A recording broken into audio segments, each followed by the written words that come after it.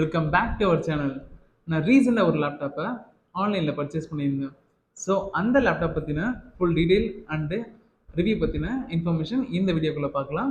வீடியோக்குள்ளே போகலாம் வாங்க.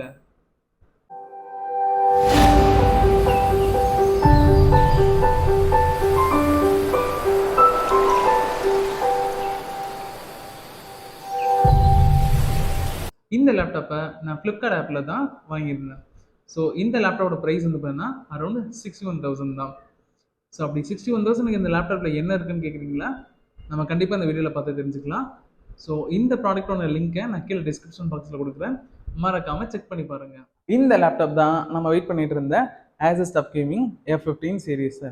இந்த லேப்டாப்போட மேல் டிசைன்லேயே பார்த்தீங்கன்னா Asus பிராண்ட் வந்து பார்த்தீங்கன்னா அவங்களோட கம்பெனியோட லோகோவை அழகாக பிரிண்ட் பண்ணியிருக்காங்க. அண்ட் தென் டஃப் கேமிங்கோட நேம் வந்து பார்த்தீங்கன்னா இந்த இடத்துல பிரிண்ட் பண்ணியிருக்காங்க. இது மட்டும் இல்லாமல் இந்த இடத்துல 4 லைட்டிங் போட்டு கொடுத்துருக்காங்க. இது என்னன்னு பார்த்தீங்கன்னா, ஸோ சார்ஜ் கனெக்ட் பண்ணுறோம், அப்படி இல்லைன்னா லேப்டாப்போட ஸ்டாண்ட் பை மோட், இது எல்லாமே இண்டிகேட் பண்ணதுக்கான லைட் இது. இதை பேக் சைடு நம்ம திருப்பி பார்த்தோம் அப்படின்னா ஒரு டிஃப்ரெண்டான டிசைன் கொடுத்துருக்காங்க பார்த்தீங்களா? ஸோ இந்த டிசைன் தான் அனிகோம் டிசைன்னு சொல்லுவாங்க. ஸோ அப்படின்னா என்னன்னு பார்த்தீங்கன்னா, இது பார்க்கறதுக்கு ஒரு தேன்கூட வளமாக இருக்கும். அண்ட் தென் அதுக்கு கீழே வந்து பார்த்தீங்கன்னா some model number and serial number இது எல்லாமே கொடுத்துருக்காங்க. இந்த லேப்டாப்க்கு ரைட் சைடில் வந்து பார்த்தீங்கன்னா ஒரு சார்ஜிங் போர்ட், ஒரு ethernet cable port, HDMI port, 2 USB port and 1 C type, 1 ஹெட்செட்டுக்கான தனி போர்ட் கொடுத்துருக்காங்க. லெஃப்ட் சைடில் வந்து பார்த்தீங்கன்னா ஒரே ஒரு USB போர்ட் மட்டும் தான் கொடுத்துருக்காங்க. ஸோ இப்போதைக்கு நான் ஒரு எக்ஸ்டர்னலான USB கனெக்ட் பண்ணியிருக்கேன் மவுஸ்க்காக. ஸோ அதுதான் இது. அண்ட் தென் இப்போ நம்ம லேப்டாப்பை ஓப்பன் பண்ணி பார்த்துடலாம். இது கம்ப்ளீட்டாகவே வந்து பார்த்தீங்கன்னா ஒரு பிளாஸ்டிக் மெட்டலில் செஞ்சது. இது நம்ம லேப்டாப் ஓப்பன் பண்ணிடலாமா? லேப்டாப்பை ஓப்பன் பண்ணியாச்சு. லேப்டாப்பை ஓப்பன் பண்ணினேன், அதோட ஸ்க்ரீன் வந்து கீபோர்டோட லுக்கை பார்த்தீங்களா? பார்க்கவே செம்மையாக இருக்குல்ல?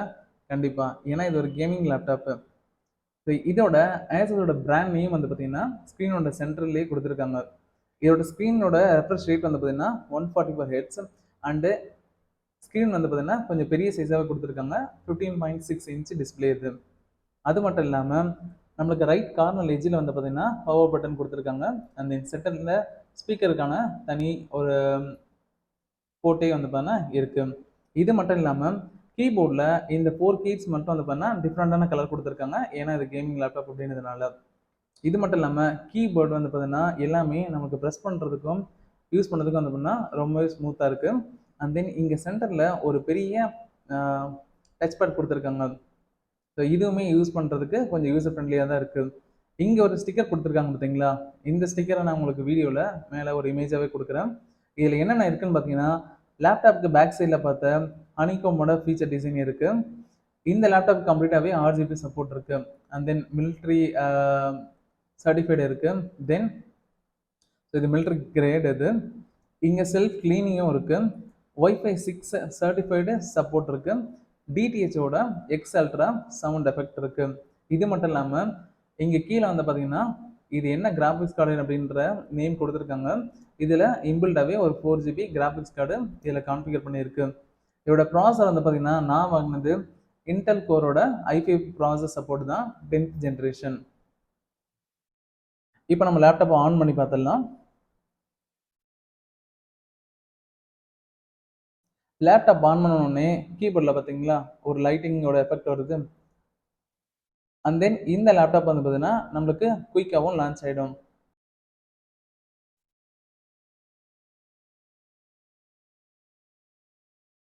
ஸோ லேப்டாப் நம்மளுக்கு குயிக்காகவே ஓப்பன் ஆகிடுச்சு.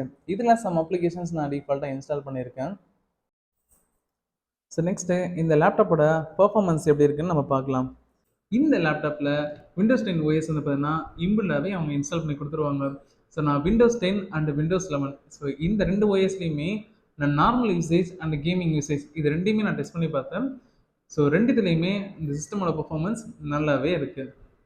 ஸோ இதோட பேட்டரி பர்ஃபார்மன்ஸ் வந்து பார்த்தீங்கன்னா ஒரு நார்மலான யூசேஜ் நம்ம பண்ணுறோம் அப்படின்னும் போது அது ஒரு 5 to 6 hours வரைக்குமே தாராளமாக இருக்குது.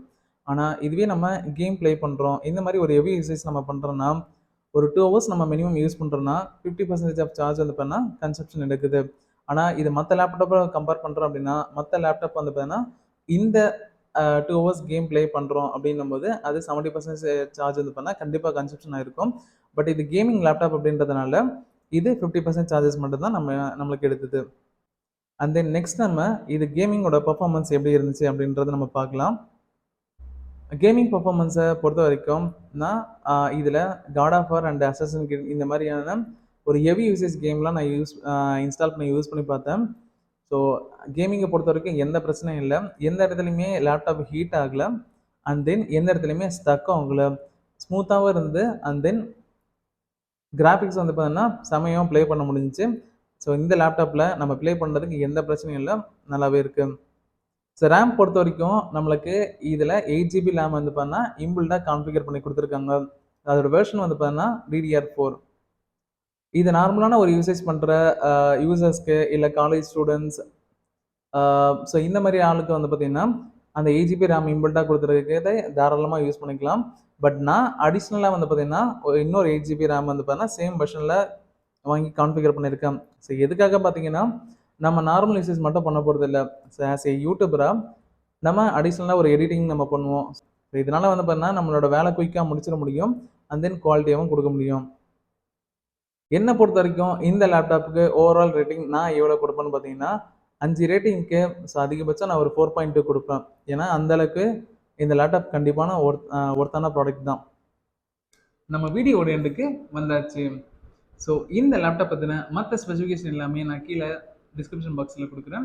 ஸோ மறக்காமல் செக் பண்ணிக்கோங்க. இந்த வீடியோ உங்களுக்கு பிடிச்சிருந்தா இந்த வீடியோக்கு ஒரு லைக் கொடுத்துருங்க. மறக்காமல் நம்ம சேனலை சப்ஸ்கிரைப் பண்ணிக்கோங்க. நம்ம அடுத்த வீடியோவில் பார்க்கலாம். பாய்.